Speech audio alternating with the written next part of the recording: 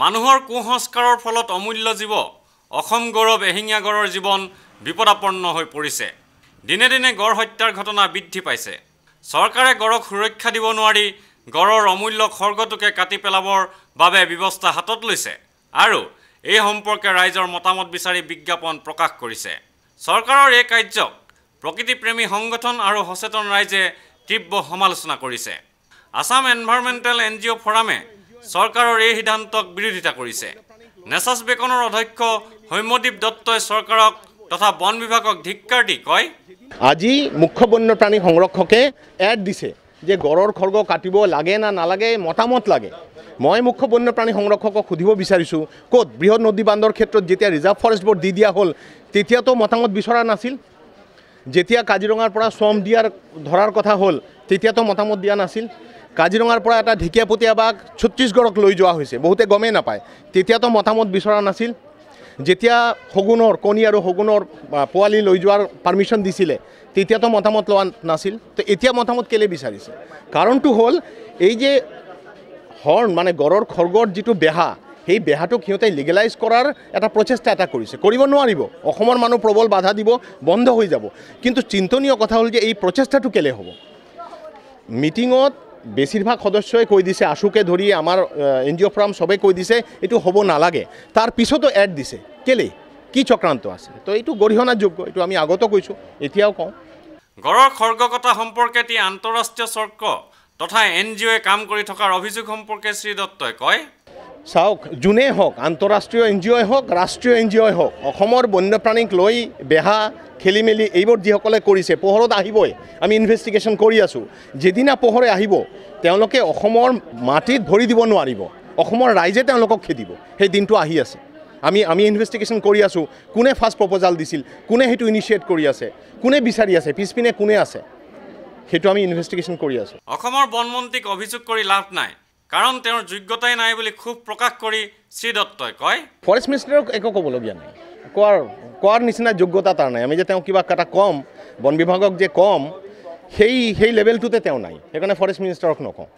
আনহাতে ফৰামৰ আহ্বায়ক মুমিনা আখতাৰে এই সম্পৰ্কে কয়, প্ৰথম কথা হ'ল যে ডিহৰ্ণিঙৰ প্ৰপ'জেলটো কেতিয়া আহিলে? প্ৰপ'জেলটো আহিছে যেতিয়া আমি দেখিছোঁ 4টা ৰাইনো গড় তেওঁলোকে কাজিৰঙাৰ পৰা বুঢ়া চাপৰি বা লাওখোৱা বুঢ়া চাপৰি ৱাইল্ড লাইফ চেংচুৰী তালৈ নিব খুজিছে।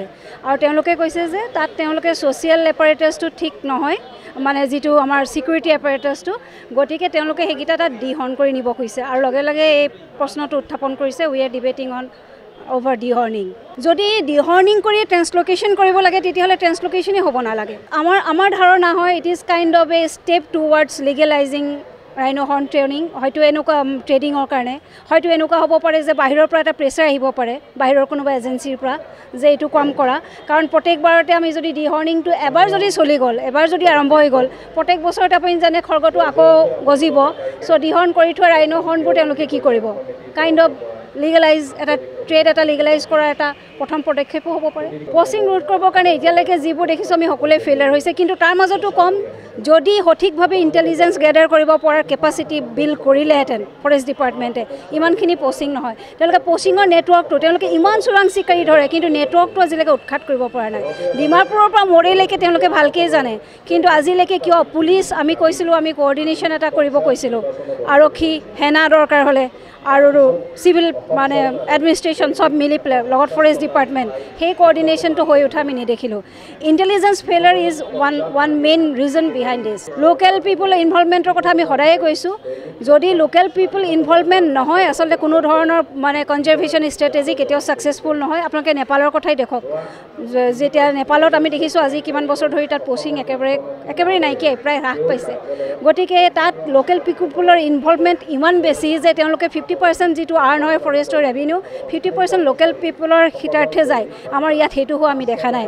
মানুহ ডিছগ্ৰাণ্টেড হয় কেতিয়াবা, ফৰেষ্টৰ কেতিয়াবা যি মানে উৎপীড়ন চলে কেতিয়াবা সাধাৰণ মানুহৰ ওপৰত গতিকে তেওঁলোক কেতিয়াবা ডিছগ্ৰাণ্টেল হয় এইবিলাকে কেতিয়াবা হয়তো তাত ফিৰিঙতি হিচাপে কাম কৰে পচিঙৰ ক্ষেত্ৰতে আপুনি চাওক আমি পচিংটো বাদ দিলোঁ এতিয়া ডিহৰ্নিঙৰ কথাটো আহিল ডিহৰ্নিঙৰ প্ৰপ'জেলটো আহিছে এইটো ক'ৰ পৰা আমদানি হৈছে এনেকুৱা ধৰণৰ কথাবোৰ সাউথ আফ্ৰিকা বা কেনিয়া বা তেনেকুৱা ধৰণৰ কাউণ্ট্ৰি য'ত প্ৰাইভেট অ'নাৰশ্বিপ ৱাইল্ড লাইফ মেনেজমেণ্টৰ ক্ষেত্ৰত আমাৰ ইয়াত আমি huge department from our tax payers money আমি চলাই আছোঁ কিন্তু ক'ত আছে আনকি আমি দেখোঁ কোনো ধৰণৰ একাউণ্টেবিলিটি নাথাকে ইমানখিনি গড় প্ৰত্যেক দিনাখনেই মৰি আছে কহৰাত বুঢ়াপাহাৰ ৰেঞ্জত কিন্তু কোনোবা ধৰণৰ এজন হায়াৰ অফিচিয়েলক কেতিয়াবা একাউণ্টেবল হোৱা আপোনালোকে দেখা পাইছেনে কেতিয়াওতো হোৱা নাই ভিডিঅ' জাৰ্নেলিষ্ট সুশান্ত দাসৰ সৈতে অমৰদীপ গগৈ, চেণ্টিনেল নিউজ, গুৱাহাটী।